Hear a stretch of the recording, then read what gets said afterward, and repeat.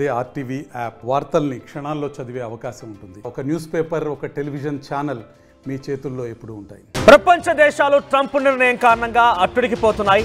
భారతీయులకు పైన కూడా ట్రంప్ నిర్ణయం చాలా పెద్ద ప్రభావం చూపిస్తోంది. అమెరికా నుంచి ఇండియాకి అక్రమ వలసదారులు ఇప్పటికే ప్రారంభమైపోయారు. అమెరికా నుంచి C-17 ఎయిర్ క్రాఫ్ట్ లో సుమారుగా 205 మంది ఇండియన్ని తిరిగి ఇండియాకు పంపిస్తోంది అమెరికా. అయితే ఈ ఫ్లైట్ మరి కాసేపట్లోనే పంజాబ్లోని అమృత్సర్లో ల్యాండ్ కాబోతోంది. భారీ మొత్తంలో డబ్బులు చెల్లించి ఇంత మందిని అక్రమ వలసదారుని ఒకేసారి పంపించడం చాలా మొదటిసారిగా అమెరికా నుంచి భారత్కి ఎదురైనటువంటి ఒక ఎదురుదెబ్బగా చెప్పొచ్చు. అయితే 205 మంది, నేను చెప్తున్నా మరోసారి నుండి 205 మంది మరి కాసేపట్లో పంజాబ్లోని అమృత్సర్లో ల్యాండ్ కాబోతున్నారు. C-17 అటువంటి ఎయిర్ క్రాఫ్ట్లో, ఆర్మీ ఎయిర్ క్రాఫ్ట్లో వారంతా కూడా రాబోతున్నారు.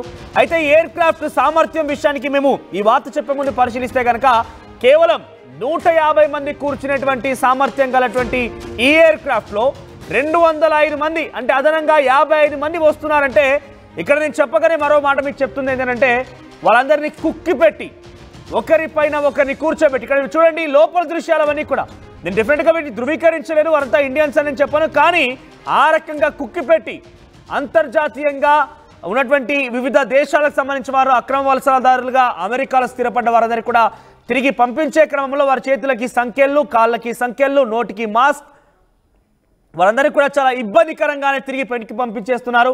సో బహుశా ఇండియన్స్ కూడా ఈ రకంగానే వచ్చి ఉంటారు. C-17 లోపల 205 మంది, దాని సామర్థ్యం కేవలం 150 అన్నప్పుడు అదనంగా 55 మంది వచ్చి ఉంటారంటే అందరినీ కుక్కి పెట్టి ఒకరిపై ఒకరిని కూర్చోబెట్టి బహుశా ఇండియాకి పంపించేస్తున్నారు. మరి కాసేపట్లో అంతా కూడా ఇండియాకి రాబోతున్నారు. జనరల్గా మీరు ఒకసారి గూగుల్లో సెర్చ్ చేయండి, అమెరికా వెళ్ళాలి ఇండియా నుంచి అంటే మనకు అయ్యే ఖర్చు ఎంత, ఫ్లైట్ టికెట్ ధర ఎంత అంటే నేను చూసిన వరకు సుమారుగా 30,000 నుంచి మొదలుకుంటే 80,000, ₹1,00,000 వరకు కూడా దాదాపుగా ఉంటే ఉండొచ్చు. కానీ ఇప్పుడు C-17 అనే ఈ ఎయిర్ క్రాఫ్ట్ ద్వారా తిరిగి ఇండియన్స్కి పంపిస్తున్నారు చూడండి. వారి కోసం అమెరికా ఒక్కొక్కరి పైన ఏకంగా సుమారుగా ₹5,00,000 ఖర్చు చేస్తోంది. ఒక్కొక్కరి పైన ₹5,00,000 ఖర్చు చేస్తోంది. సుమారుగా ఈ యొక్క ప్రయాణం 8 కోట్ల రూపాయలతో వారందరూ కూడా తిరిగి వెనక్కి పంపిస్తోంది. ఇక్కడ చూస్తుంటే అమెరికా ఎంత పెద్ద మొత్తంలో ఒక ప్లాన్ చేసి అక్కడ ఉన్నటువంటి అక్రమ వసతులను మొత్తం కూడా తిరిగి పంపించే ప్రయత్నం చేస్తుందని చాలా క్లియర్గా అర్థమవుతోంది. సో అమెరికా నిర్ణయం ప్రపంచ దేశాలపైన చాలా పెను ప్రభావం చూపిస్తోంది, ముఖ్యంగా ఇండియన్స్ పైన. అయితే ఇప్పుడు నేను చెప్పాను, నిన్న 17,940 మందిని అక్రమ వలసదారుని తిరిగి ఇండియాకి పంపిస్తున్నారని చెప్పుకొచ్చాను. మొదటి దశలో అయితే ఇప్పటి వరకు 205 మందిని ఇప్పటికే పంపించేస్తోంది. ఇంకా దశల వారీగా వీరందరినీ కూడా తిరిగి వెనక్కి పంపించే అవకాశం ఉంది. సో 18,000 మందిని దశల వారీగా రోజుల చొప్పున లేకుంటే 2 రోజులకు ఒకసారి ఇదే రకంగా తిరిగి పంపించే అవకాశం ఉంది. అయితే ఒక రకమైన మంత్రాలు కూడా కొనసాగుతున్నాయి. ఇంత పెద్ద మొత్తంలో అమెరికా పైన భారం పడుతోంది. 8 కోట్ల రూపాయలు అంటే చిన్న విషయం ఏం కాదు కాబట్టి రైట్, ఆ డబ్బులు చాలా పెద్ద ప్రభావం చూపిస్తోంది.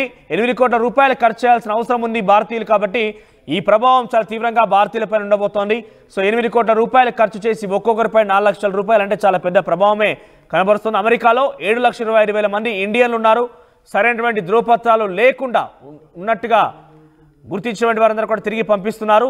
ఈ రోజు మరి కాసేపట్లో 205 మంది అమృత్సర్లో దిగబోతున్నారు, పంజాబ్లో ల్యాండ్ కాబోతున్నారు. పంజాబ్ ప్రభుత్వం కూడా దీనికి అన్నిటికీ సిద్ధంగా ఉంది. సో తామందరినీ కూడా రిసీవ్ చేసుకొని సిద్ధంగా ఉన్నట్టుగా పంజాబ్ ప్రభుత్వం కూడా ప్రకటించేసింది. మరిన్ని అప్డేట్స్ ప్రతినిధి మధు అందిస్తారు. ఎస్ మధు, ఏంటి ఇప్పటివరకు 17,490 మందిని గుర్తించినటువంటి అమెరికా మొదటి దశలో భాగంగా 205 మందిని తిరిగి పంపిస్తోంది. 205 మంది త్వరలోనే మరి కాసేపట్లో పంజాబ్లోని అమృత్సర్ ఎయిర్పోర్ట్లో ల్యాండ్ కాబోతున్నారు. సో దాంట్లో ఎవరైనా భారతీయులకు సంబంధించి తెలుగువారు ఉన్నారా? అప్డేట్స్ ఏమైనా తెలుస్తున్నాయా? ఎగ్జాక్ట్లీ, దాదాపు అమెరికాలో డొనాల్డ్ ట్రంప్ మళ్ళీ అధ్యక్షుడైన తర్వాత పెద్ద ఎత్తున చేపడుతున్నటువంటి ఆపరేషన్ ఇది. దేశంలో అక్రమ వలసదారులు ఎవరైతే ఉన్నారో అనుమతి లేకుండా, సరైన పత్రాలు లేకుండా ఎవరైనా తిరిగి వారి దేశాలకు పంపించేటువంటిది ద బిగ్గెస్ట్ ఆపరేషన్ ని చేపడతా ఉన్నారు. అయితే దాంట్లో ఏషియా నుంచి దాదాపు 8 లక్షల మందిని గుర్తిస్తే ఒక భారతీయులే దాదాపు దాంట్లో 7,50,000 మంది అక్రమంగా అమెరికాలో నివాసం ఉంటున్నట్టు గుర్తించారు. దాంట్లో ఇప్పటికీ ప్రస్తుతానికి ఫస్ట్ ఫేజ్ లో 18,000 మందిని గుర్తించారు. ఎలాంటి డాక్యుమెంట్స్ లేవు వాళ్ళ దగ్గర. దీనికి సంబంధించి America immigration and customs enforcement దీనిపైన వివరాలు ఇచ్చింది. పూర్తి స్థాయిలో కనీసమైనటువంటి పత్రాలు లేకుండా, కనీసమైనటువంటి డాక్యుమెంటేషన్ లేకుండా వీళ్ళు అక్రమంగా 18,000 మందిని గుర్తించారు. మొదటి దఫాలో వాళ్ళందరినీ తిరిగి పంపించడానికి యుద్ధ ప్రాతిపదికన ఏర్పాట్లు చేస్తా ఉన్నారు. దాంట్లో ఫస్ట్ ఫేజ్ కింద ఈరోజు C-17 ఎయిర్ క్రాఫ్ట్ లో 205 మందిని అమృత్సర్ పంజాబ్ కి తీసుకొస్తా ఉన్నారు. దాంట్లో వీరందరినీ కూడా నిజంగానే చేతులకు సంఖ్యలు వేసి చాలా వాళ్ళని ఖైదీలుగా బయటికి పంపించేటువంటి తీరు కనిపిస్తా ఉంది. అక్కడ వారందరినీ కూడా చాలా నిర్మోహమాటంగా నిక్కచ్చిగా వ్యవహరిస్తూ ముందుకు వెళ్తా ఉన్నారు అధికారులు. వారందరినీ కూడా దేశంలో ఉన్నటువంటి మొత్తం అక్రమ వలసదారిని ఇన్ఫిల్ట్రేషన్ మొత్తం ఎక్కడెక్కడ ఎవరైతున్నారో అనుమతి లేకుండా, కనీసం సమాచారం లేకుండా వారందరినీ తిరిగి వారి దేశాలకు పంపిస్తా ఉన్నారు. మరి ట్రంప్ అధ్యక్షుడు అయిన తర్వాత జరుగుతున్నటువంటి పరిణామాలలో ప్రస్తుతం భారత్ నుంచి వెళ్ళినటువంటి వారు కాస్త ఆందోళన ఉంది. అక్కడ చదువుకోవడానికి వెళ్ళారు, ఉద్యోగం చేయడానికి వెళ్ళారు, తర్వాత ఇంకా అక్కడే సెటిల్ అవుదాం మనం, ఏదో రకంగా అక్కడ కోచింగ్ తీసుకుందాం మనం, ఉన్నత చదువులు చదువుకుందామని వెళ్ళినటువంటి వారు ఇబ్బంది పడతా ఉన్నారు. ఒక ఆందోళన ఉంది. గతంలో అమెరికా అనగానే ఒక ప్రెస్టీజియస్, ఒక ప్రైడ్ కనిపించేది. కానీ ప్రస్తుతం అమెరికా అంటే ఆందోళన కనిపిస్తున్నటువంటి పరిస్థితులు ఉన్నాయి ట్రంప్ అధ్యక్షుడు అయిన తర్వాత. ఏ దేశంలో అయినా సరైనటువంటి అనుమతి తీసుకొని, అనుమతి పత్రాలతోనే అక్కడ నివాసం ఉండేటువంటి అవకాశం ఉంటుంది, చదువుకోవడానికి కానీ, ఉద్యోగం చేయడానికి కానీ, వర్క్ పర్మిట్ కోసం కానీ. కానీ వీళ్ళందరూ వివిధ కారణాలతో వెళ్ళినటువంటి వారు, కావాలని ఎక్కడ మోసం చేయాలనేటువంటి వెళ్ళినటువంటి వారు కాదు.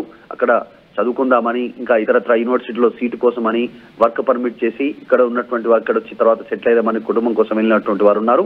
తర్వాత సరైనటువంటి ఏజెన్సీలు వారిని పంపక ఆ రకంగా కూడా మోసపోయినటువంటి వాళ్ళు కూడా ఉన్నారు, తిరిగి రాలేనటువంటి సిచ్యువేషన్. సో వీరందరూ ఇబ్బంది పడతా ఉన్నారు. ఇమిగ్రేషన్ లో డిక్లరేషన్ లో చాలా స్పష్టంగా చెప్తా ఉన్నారు, ఇదంతా కూడా బహిష్కరణ, దేశ బహిష్కరణ చేస్తా ఉన్నారు వాళ్ళందరినీ అనేటువంటిది. ఇప్పటికీ 6 విమానాల్లో వివిధ దేశాలకు పంపుతా ఉన్నారు. C-17 ఇవన్నీ కూడా కార్గో విమానాలు. వాళ్ళందరినీ కుక్కి అందులో విమానాల్లో కుక్కి పంపిస్తున్నటువంటి సిచ్యువేషన్ ఉంది. సో కొద్దిసేపట్లోనే వాళ్ళు భారత్ చేరుకోనున్నారు. మనోజ్. రైట్ మధు, ఇప్పటివరకు తిరిగి వస్తున్న దాంట్లో అంటే ఎవరైనా మన తెలుగు వారు ఉన్నారా? ఎవరికైనా సమాచారం అంత ఉందా? పంజాబ్లో వచ్చే దాంట్లో కేవలం పంజాబ్ రాష్ట్రానికి సంబంధించిన నార్త్ ఇండియన్సే కాకుండా సౌత్ ఇండియన్స్ కూడా ఉన్నారు కాబట్టి ఏదైనా ఇన్ఫర్మేషన్ పక్కాగా ఉందా? అంటే ఏ రాష్ట్రాల వారు వస్తున్నారు, దానికి సంబంధించి అప్డేట్స్ వారి కుటుంబీకులకు కానీ వారికి అందించే ప్రయత్నం చేస్తున్నారా? నిజంగా అంటే అందులో ఎవరెవరు ఉన్నారు, ఏ ప్రాంతానికి చెందినటువంటి వారు ఉన్నారటువంటిది కాస్త ఇంకా పూర్తి సమాచారం బయటికి రాలేదు. అమృత్సర్ ఎయిర్పోర్ట్ లో దిగగానే టెక్సాస్ నుంచి వస్తున్నటువంటి వాళ్ళంతా కూడా అక్కడికి వచ్చిన తర్వాత ఈ ఫస్ట్ లిస్ట్ లో ఎవరున్నారు, ఏ రాష్ట్రాలకు సంబంధించిన వారు ఉన్నారు, అందులో తెలుగు వారు కూడా ఉన్నారా అనేటువంటిది క్లారిటీ వచ్చే అవకాశం ఉంది. దాంట్లో ఈ రోజు వస్తున్నటువంటి విమానంలో ఎక్కువగా పంజాబ్ రాష్ట్రం నుంచి వెళ్ళి సెటిల్ అయినటువంటి వాళ్ళు, తర్వాత గుజరాత్ నుంచి వెళ్ళినటువంటి వాళ్ళు అందులో ఎక్కువగా ఉన్నారు అనేటువంటిది ప్రాథమిక సమాచారం అందుతా ఉంది. ఇంకా క్లారిటీ లేదు. కానీ ఎయిర్పోర్ట్ లో ల్యాండ్ అయిన తర్వాత వారు ఏ ప్రాంతానికి సంబంధించిన వారు అనేటువంటిది ఒక క్లారిటీ రానుంది. ఎక్కువగా పంజాబ్ రాష్ట్రానికి సంబంధించిన వారే ఉన్నారు అనేటువంటి దాంతోనే పంజాబ్ అమృత్సర్ లో ఎయిర్పోర్ట్ లో ల్యాండ్ అవనుంది కార్గో C-17 విమానం. తర్వాత గుజరాత్ కి సంబంధించిన వారు కూడా కొద్దిమంది అక్రమంగా అక్కడ వలస వెళ్ళి ఉంటున్నట్టుగా గుర్తించారు. ప్రాథమికంగా అయితే కొంచెం సమాచారం అంతా ఉంది. సో ఏ ప్రాంతాల నుంచి ఎక్కువగా వెళ్లారో ఆ ప్రాంతాలకి ప్రత్యేకంగా వారిని గుర్తించడం, వారిని తరలించే ఏర్పాట్లు అయితే చేస్తా ఉన్నారు. రైట్ మధు. సో మొత్తం మీద ఒకసారి మళ్ళీ మీకు నేను టికెట్స్ రేట్ చూపించే ప్రయత్నం చేస్తాను.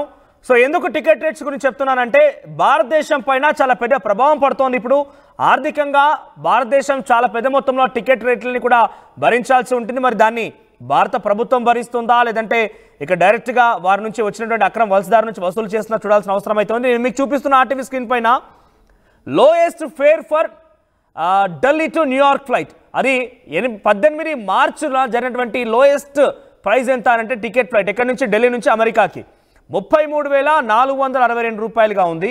ఆ తర్వాత ఈరోజు టుడేస్ లోయెస్ట్ ఫేర్ ఎంత అంటే 47,865, అంటే సుమారుగా 50,000 వేసుకుందాం. సో 194 ఫ్లైట్స్ ఉన్నాయి ఇప్పుడు. First flight this Airways departure 20 అంటే 12:20కి ఒక ఫ్లైట్ స్టార్ట్ అయింది. సో 50,000 రూపాయల ఈ ప్రైస్ కాస్త ఇప్పుడు ఒక్కొక్కరిని తిరిగి పంపించడానికి ఎంత ఖర్చు అవుతుందో తెలుసా? 5 లక్షల రూపాయలు.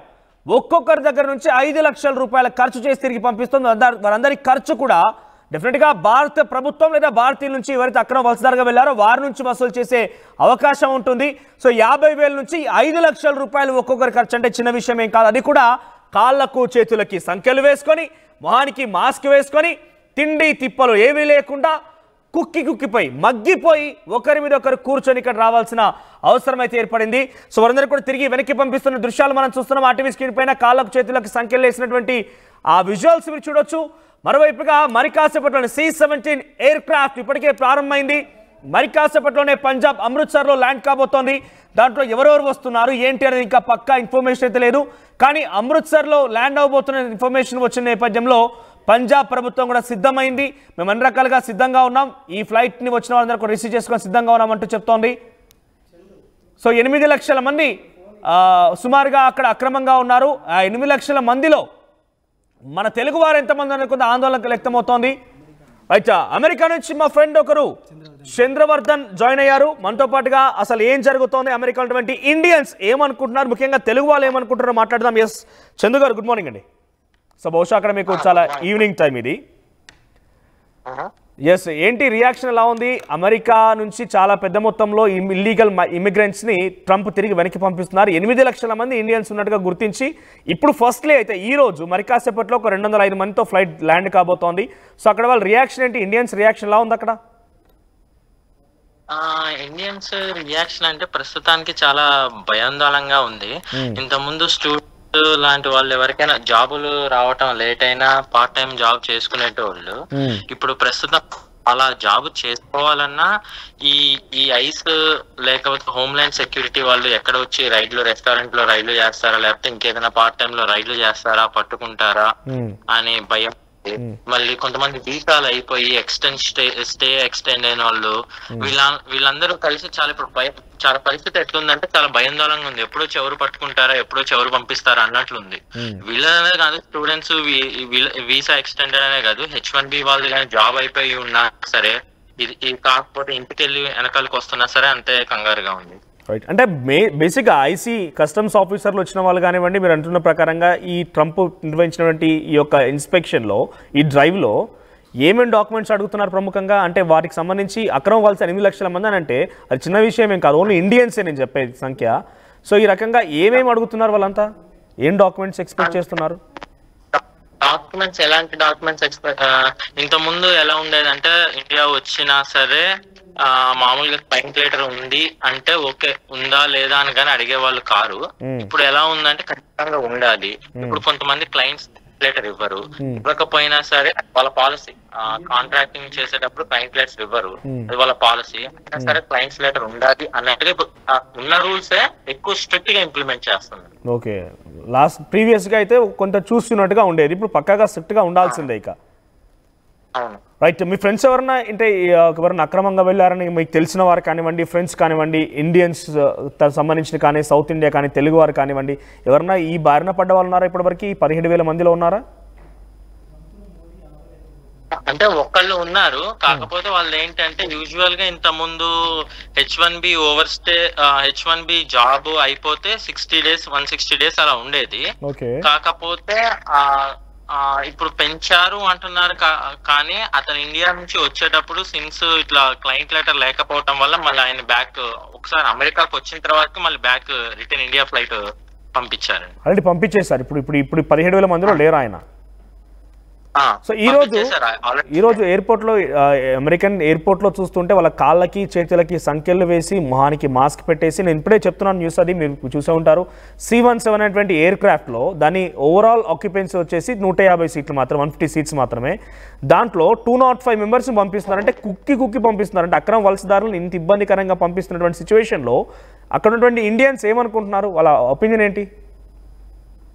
యాక్చువల్ గా ఇక్కడ మా ఫ్రెండ్ వేణు అని ఇంకో అబ్బాయి ఉన్నాడు. అతను యుఎస్ డిపార్ట్మెంట్ ఆఫ్ హోమ్లాండ్ సెక్యూరిటీకి వెబ్ డెవలపర్ కింద పనిచేస్తాడు. మీరు మాట్లాడతారంటే అనిపిస్తుంది. ఒకసారి ఇవ్వండి. రైట్, వేణు గారు వినపడుతోందా నా వాయిస్? ఓకేనా? హలో వేణు గారు వినపడుతోందా? రైట్, ఏంటి రైట్, ఇప్పుడు ఇంత పెద్ద మొత్తంలో ఇల్లీగల్ ఇమిగ్రెంట్స్ పేరిట అందరినీ తిరిగి పంపించేస్తున్నారు. సో ఈ పంపించే దాంట్లో ముఖ్యంగా ఇండియన్ వాయిస్ గా మనం తీసుకుంటే కనుక ఇండియన్స్ రియాక్షన్స్ ఏంటి?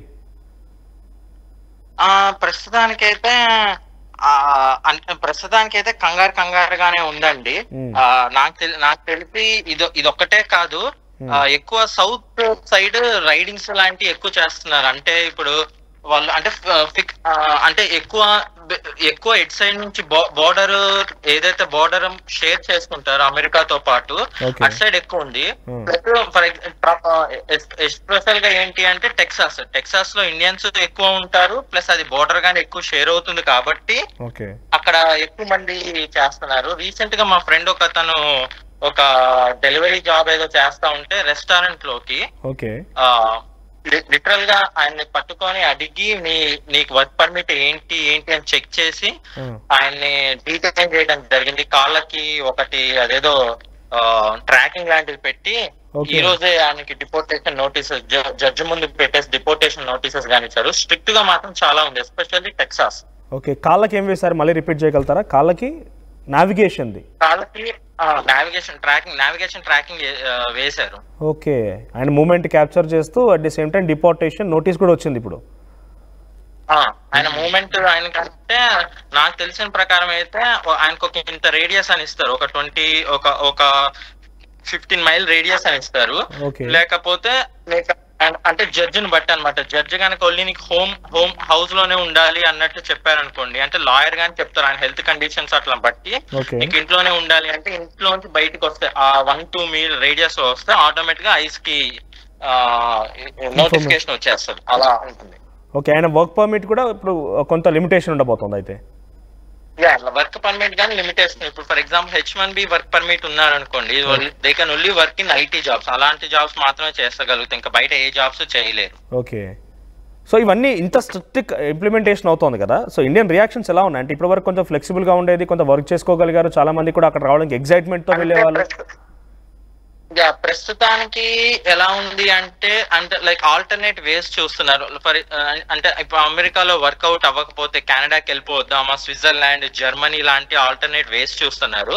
కాకపోతే ఒక విషయం అయితే గ్యారంటీ, జాబ్స్ గానీ చాలా స్ట్రిక్ట్ అయిపోయినాయి. అంటే ఇంత ముందు కనీసం అమెరికన్ క్లయింట్స్ H1B స్పాన్సర్ చేయడానికి చూసేవాళ్ళు, ఇప్పుడు వన్స్ ట్రంప్ వచ్చిన తర్వాతకి స్పాన్సర్ చేయటం గానీ ఏమీ లేదు, అది కొంచెం చాలా స్ట్రిక్ట్ అయింది. ఓకే, సో ఇంకా మీ ఫ్రెండ్స్ కానివ్వండి, మామూలుగా ఇండియన్స్ అంతా కూడా ఏదో ఒక చోట గెట్స్ అవుతూ ఉంటారు కాబట్టి వాళ్ళ రియాక్షన్స్ ఎట్లా ఉన్నాయంటే, ఇంత స్ట్రిక్ట్ రూల్స్ ఇంప్లిమెంట్ అవుతున్నాయి, మన వాళ్ళు చాలా మంది 8 లక్షల మంది, అంటే నాట్ ఏ జోక్ థింగ్, అది సుమారుగా 30 లక్షల మంది ఎవరో ఉన్నారు మన దాంట్లో అనుకుంటే 8 లక్షల మంది అక్రమంగా వచ్చారు అని చెప్పి వాళ్ళందరినీ తిరిగి వెనక్కి పంపిస్తున్నారు. సో ఈ సినారియో పైన కొంత ఇండియన్స్లో కూడా ఆందోళన వ్యక్తం అవుతుంటుంది కాబట్టి ఎలా మీకు ఒపీనియన్ షేరింగ్ ఉంటుంది అక్కడ? ఆందోళన ఇప్పుడు దాని పరంగా వస్తేనండి, ఆందోళన పరంగా అది టూ మచ్ ఉంది. టూ మచ్ అంటే ఫర్ ఇన్స్టెన్స్ ఇప్పుడు అంటే ఒక్కొక్కరికి ఒక్కొక్క విధంగా, స్టూడెంట్స్ లాంటి వాళ్ళని తీసుకుందాం అనుకోండి. ఇండియా నుంచి స్టూడెంట్స్ అయితే బేసిక్ గా ప్రతి ఒక్కరు మోస్ట్ ఆఫ్ ది స్టూడెంట్స్ అయితే పార్ట్ టైం జాబ్ చేస్తారు. ఇప్పుడు అట్లీస్ట్ మీరు అది కంపేర్ చేసుకుంటే 50% of them part time job మానేయటం జరిగింది. ఓన్లీ అంటే బేసిక్ గా దీనికి భయపడి, రైడింగ్స్ భయపడి. ఇలాంటివే కాకుండా లిటరల్ గా ఇప్పుడు ఈ మెక్సికన్ నుంచి అయితే అదర్ ఇట్ సైడ్ ఈ కంట్రీస్ వాళ్ళు బేసిక్ గా కాలిఫోర్నియా, టెక్సాస్ అట్లా ఫార్మ్ ల్యాండ్స్ లో పనిచేసేటోళ్ళు, లీగల్ గా కానీ ఇల్లీగల్ గా కానీ క్యాష్ రూపంలో ఫార్మ్ ల్యాండ్స్ లో పనిచేసేటోళ్ళు. సిన్స్ ఇప్పుడు వీళ్ళు ఈ రైడింగ్స్ కి భయపడి వాళ్ళు రాకపోవడం వల్ల లిటరల్ గా ఇది వీటి మీద కానీ పడిపోతుంది. అంటే ప్రతిరోజు మనం వాడుకలో ఉపయోగించే సరుకు సామాన్లు ఉంటాయి కదా, గ్రాసరీస్ గట్లా, వీటి మీద కానీ బాగా సిన్స్ వాళ్ళు లేక హార్వెస్టింగ్ స్లో అవటం వల్ల ఈ రేట్లు కానీ పెరిగాయి. ఈ రేట్లు పెరిగాయి. ఇంకోటి ఏంటంటే కొత్తగా కంట్రీస్ మధ్యలో టారిఫ్ అనేది పెంచారు 25%. ఫర్ ఇన్స్టెన్స్ చైనా వస్తువులు కానీ, కెనడియన్ వస్తువులే కానీ, కెనడా అనుకోండి సిరప్ ఎక్కువ వాడుతారు. మీరు చెప్తున్న ప్రకారంగా ఇవన్నీ సినారియోస్ అక్కడ రేట్స్ కూడా పెంచేస్తున్నాయి, గ్రాసరీస్ రేట్స్ పెంచుతున్నాయి, వస్తువుల రేట్లు పెరుగుతున్నాయి, అన్ని పెరుగుతున్నాయి అక్కడ ఇప్పుడు, ఇంక్లూడింగ్ గ్యాస్ రేట్లతో సహా అన్ని పెరుగుతున్నాయండి. Okay, so what you suggest, ఇప్పుడు ఎవరైతే కొత్తగా వద్దామని చెప్పి ఆలోచన చేస్తున్నారో వాట్ యూ సజెస్ట్, ఎటువంటి సజెషన్ ఇవ్వాలనుకుంటున్నారు మీరు? కొత్తగా వచ్చేటోళ్ళు ఎవరైనా ఉంటే ఫస్ట్ థింగ్ వాళ్ళు ఇండియాలో అట్లీస్ట్ ఒక 2-3 ఇయర్స్ ఎక్స్పీరియన్స్ ఉండి నేర్చుకుని స్కిల్ సెట్ స్ట్రాంగ్ గా ఉండి ఒకవేళ ఇక్కడ మాస్టర్స్ చేసుకోవడానికి వస్తే హెల్ప్ఫుల్ గా ఉంటుంది. లేదా they need to come to the ivy league universities like Princeton, university of Massachusetts, ఇట్లాంటి పెద్ద పెద్ద UCLA ఇట్లాంటి ఐవీ లీగ్ యూనివర్సిటీస్ కి వస్తే తప్పితే ఇక్కడ జాబ్స్ గానీ ఇంత ముందు లాగా చాలా ఎక్కువేమీ లేదండి. చదువుతూ జాబ్ చేసుకుందామనే ఆలోచన వాళ్ళైతే ఇప్పుడు వస్తే కష్టమే అంటారు. ఇప్పుడు ప్రస్తుతానికి ఇట్లా డైరెక్ట్ గా వస్తే మాత్రం చాలా కష్టం. ఒకవేళ నిజంగా వాళ్ళు చదువుకోవడానికి ఇంట్రెస్ట్ ఉంది అంటే దే నీడ్ టు గెట్ ఇండియాలో ఉంచే స్కాలర్షిప్ లాంటిది ఏదైనా అప్లై చేసుకొని స్కాలర్షిప్ వస్తే ఇక్కడ రావచ్చు, లేకపోతే ఏదైనా లోన్ లాంటివి తీసుకొని వస్తే ఇక్కడ రావచ్చు. బట్ ద ఎక్స్పెక్టేషన్ ఏంటి అంటే ఇండియాలో లాగా జాబ్ అయిపోగానే లేదా క్యాంపస్ ప్లేస్మెంట్స్ అయితే ఇక్కడ ఉండవు. సో మనం 2-3 years పట్టొచ్చు వెతుక్కోవడానికి, ఎవరైనా స్పాన్సర్ చేయడానికి, అసలు జాబ్ గానీ రాకుండా ఉండొచ్చు. అలాంటి పరిస్థితిలో కొంచెం కష్టం అవుతుంది వాళ్ళకి. రైట్, ఫైనల్గా మీరు అంటున్నట్టుగా బార్డర్ షేరింగ్ ఏరియాస్లో ఎక్కువగా ఇన్స్పెక్షన్ జరుగుతుందని చెప్తున్నారు కాబట్టి, సో మీరున్న ఏరియా ఎట్లా ఉన్న సిచ్యువేషన్ అంటే ఎంత సేఫ్గా ఉన్నారా ఇండియన్ సంబంధించి? ఇంకెవరికైనా కొంత బయటికి వెళ్ళకుండా దాక్కొని తిరిగే వాళ్ళు? నేను యాక్చువల్గా వాషింగ్టన్ DC దగ్గరలో ఉంటానండి. మేరీల్యాండ్ వాషింగ్టన్ DC బార్డర్ లో ఉంటాను. ఓకే, అంటే నేను ఉండే ప్లేస్ DMV ఏరియా అంటారు. బేసిక్ గా ఇది ఏంటంటే వాషింగ్టన్ చుట్టుపక్కల ఉంటుంది పెట్రిక్. నేనుండే ప్లేస్ లో ఎక్కువ ఈ క్యాపిటల్ పోలీస్, వాషింగ్టన్, ఈ ప్రెసిడెంట్ కి సంబంధించిన ఐస్ ఈ ఎఫెక్ట్ బాగానే ఉంటుంది. ప్లస్ నేను ఉండే చోట్ల ఏంటంటే ఎక్కువ ఫెడరల్ ఏజెన్సీస్ ఉంటాయి. సో ఇక్కడ కానీ చాలా చెక్కింగ్స్ కానీ, ఇంత ముందు ఐస్ అనే వాళ్ళు కంట్రీ లోపలికి వచ్చి చెక్ చేసేవాళ్ళు కాదు, ఇట్లా రెస్టారెంట్స్ కానీ ఇట్లా షాపింగ్ సెంటర్స్ కానీ వచ్చేవాళ్ళు కాదు. బట్ హౌఎవర్ ఇప్పుడు they have like full rights and authorities to go to any shop అన్నమాట. వాళ్ళు okay they feel anything they can go and they can look in to it. Right, వేణుగారు ఒక question అడుగుతాను ఇక్కడ. ఇప్పుడు ఏదైతే మామూలుగా అయితే ఫ్లైట్ ఛార్జెస్ నేను చూస్తున్నాను ఆన్లైన్లో కూడా, ఢిల్లీ నుంచి అటు యూఎస్కి వెళ్ళాలంటే వివిధ స్టేట్స్కి వెళ్ళాలంటే లీస్ట్ ప్రైస్ ఈ రోజు వచ్చేసి ఒక 50,000గా ఉంది, 50,000గా ఉంటే C-17 ఎయిర్క్రాఫ్ట్ ద్వారా తిరిగి ఇండియన్స్ ఎవరైతే ఇల్లీగల్ ఇమిగ్రెంట్స్ అంటూ పంపిస్తున్నారో వారి పైన ఒక్కొక్కరి టికెట్ ఖర్చే 5 లక్షల రూపాయలుగా ఉంది. సో 10 టైమ్స్గా ఉంది. ఇప్పుడు అది ఎవరి నుంచి బేర్ చేయబోతున్నారంటే అమెరికానే తిప్పి పంపేందుకు అది వాళ్ళు బేర్ చేస్తున్నారు, అమెరికన్స్ బేర్ చేస్తున్నారా, లేదంటే ఇండియన్ గవర్నమెంట్ మీద ఈ ఎఫెక్ట్ పడే అవకాశం ఉందా? ఇండివిజువల్గా ఆ ఇల్లీగల్ ఇమిగ్రెంట్స్ నుంచే వీటిని కూడా మొత్తం రాబట్టే ప్రయత్నం చేస్తారంటే కొంత కన్ఫ్యూజన్గా ఉంది. అంటే ప్రస్తుతానికి ఎలా జరుగుతుంది అంటే ఇదైతే అంటే ఇది again trade between India and America. నాకున్న సోర్సెస్ ప్రకారం, నాకున్న తెలిసిన ప్రకారంగా ఒకవేళ ఇండియన్ గవర్నమెంట్ అంటే వీళ్ళు ఆల్రెడీ ఇండియన్ గవర్నమెంట్ తో మాట్లాడుకొని ఇండియన్ గవర్నమెంట్ యాక్సెప్ట్ చేస్తానంటేనే అమెరికన్ ఖర్చులతో పంపిస్తున్నారు. దానికి తగ్గట్టుగా ఇండియన్ గవర్నమెంట్ కి టారిఫ్స్ పెంచకుండా ప్రస్తుతానికి ఈ 2-3 months టారిఫ్స్ పెంచకుండా, since they are accepting their Indian people accept చేస్తున్నారు, టారిఫ్స్ పెంచకుండా ఉంటారని అనుకుంటున్నారు. మరి ఇది ఎంతవరకు వెళ్తుంది, ఎంతవరకు వస్తుందా అని మనకి ప్రస్తుతం తెలియదండి. ఓవరాల్ గా అయితే ఇండియన్ గవర్నమెంట్ బేర్ చేస్తోంది ఇప్పుడు ఫ్లైట్ చార్జెస్ మొత్తం కూడా. ఇండియన్ గవర్నమెంట్ ఓవరాల్ గా బేర్ చేయట్లేదు. నాకు తెలిసి there is some sort of an agreement, వీళ్ళు టారిఫ్స్ పెంచుకుని ఉంటాము సో మీరు పెట్టుకోండి అన్నట్టుగా. Okay, done. థ్యాంక్ యూ అండి. Will get back to again if anything needed. Thank you. So ఇది అమెరికన్లు అక్కడ ఇబ్బంది పడుతున్న తీరు. సో C-17 ఫ్లైట్ ద్వారా ఇప్పుడైతే ఎవరైతే వస్తున్నారో వారందరికీ కూడా ఫ్లైట్ ఛార్జెస్ ఇండియన్ గవర్నమెంటే ఒక అగ్రిమెంట్ ప్రకారంగా భరిస్తుందనేది సమాచారం అంతా ఉంది. పక్కాగా ఇంకా మనం చెప్పలేం, కానీ ఒక్కొక్కరి మీద 5 లక్షల రూపాయలు ఈ రోజు వచ్చేటువంటి ఈ ఫ్లైట్ ఖర్చు, 205 మందితో వచ్చేటువంటి ఈ ఫ్లైట్ ఖర్చు 8 కోట్ల రూపాయలు. ₹1, ₹2 కాదు. సో ఇట్లా దశల వారీగా 17,490 మంది తిరిగి ఇండియాకి రావాల్సి ఉంది. వారందరినీ కూడా ఎలా పంపిస్తారు, ఎప్పుడెప్పుడు పంపిస్తారనే కొంత ఆసక్తి రేపుతోంది. కానీ అమెరికా తీసుకునే డెసిషన్ చాలా దేశాలపైన పెను ప్రభావం చూపిస్తోంది. చాలా క్లియర్గా మనం మాట్లాడుతున్న నేపథ్యంలో వాళ్ళిద్దరు చెప్పిన మాటలు ఏంటంటే, ఎవరైతే చదువుకోవడానికి వెళ్ళి అక్కడ సెటిల్ అయిపోదాము, అక్కడే ఉందామనే ఆలోచన ఉన్నా, లేదంటే అక్కడికి వెళ్ళిపోయి చదువుతూ జాబ్ చేద్దాం పార్ట్ టైంగా అనే ఆలోచన ఉన్నా కూడా ఇది డెఫినెట్గా సాధ్యపడకపోవచ్చు. చాలా స్ట్రిక్ట్ రూల్స్, కొత్తగా రూల్స్ ఏమి ఇంప్లిమెంట్ చేయలేదు, కొత్తగా రూల్స్ ఏమి రాలేదు, కానీ ఉన్న రూల్స్నే చాలా స్ట్రిక్ట్గా ఇంప్లిమెంట్ చేయడమే ఇటువంటి పరిస్థితులు దారితీస్తోందని చెప్తున్నారు. కొంత ఆందోళన అయితే వ్యక్తమవుతోంది అమెరికన్స్లో. ఇండియన్ వాళ్ళందరూ కూడా, అమెరికా వాళ్ళందరూ కూడా కొంత ఆందోళన వ్యక్తమవుతోంది. ఇండియన్స్ ఇంకెవరైనా వెళ్ళాలని ఆలోచన చేసే వాళ్ళు కూడా ఒక అడుగు వెనక్కి వేసే అవకాశం అయితే కనబడుతోంది. సో మీకేమనిపిస్తోంది డెసిషన్స్ పైన? మీ అభిప్రాయాన్ని కామెంట్ రూపంలో తెలియజేసే ప్రయత్నం చేయండి. మరిన్ని వీడియోస్ కోసం ఛానల్ ని సబ్స్క్రైబ్ చేయండి, లేటెస్ట్ అప్డేట్స్ కోసం వాట్సాప్ ఛానల్ ని ఫాలో చేయండి, అండ్ లింక్ డిస్క్రిప్షన్ లో ఉంది.